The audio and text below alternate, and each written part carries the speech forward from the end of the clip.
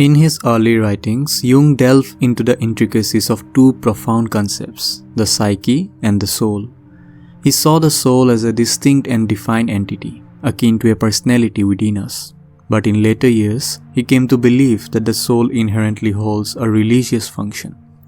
Just as our eyes perceive light, similarly, our soul fosters connection to the ineffable and may even allow us to perceive God.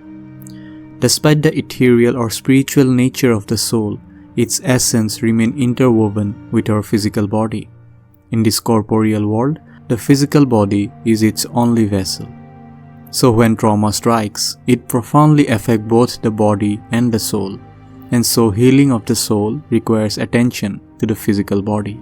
Injuries to the body reverberate within, influencing our perception of the world and our place in the cosmos, and may even hinder the embodiment of the self.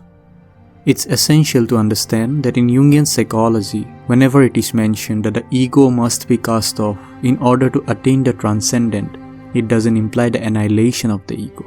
What it means is the depotentiation of the ego, that is, the shedding of the persona possession, letting go of the personality which we develop due to the environment we live in or due to any external circumstances. This dropping off or casting of the adopted persona skin facilitates spiritual growth and expands consciousness. Traumatic experience has the potential to cause such a development in the psyche, but only if the ego is strong enough to contain the energies exploding out of the unconscious.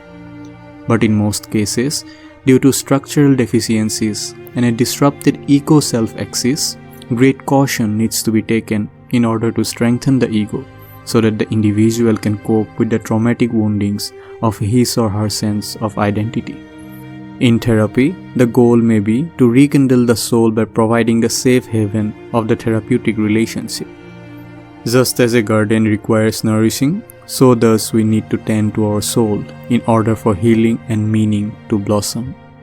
But this might prove especially challenging for traumatized individuals who perceive their inner landscape not as a flourishing garden, but as a barren desert where nothing grows. But then again, we have to look at the numinous core dwelling inside the trauma.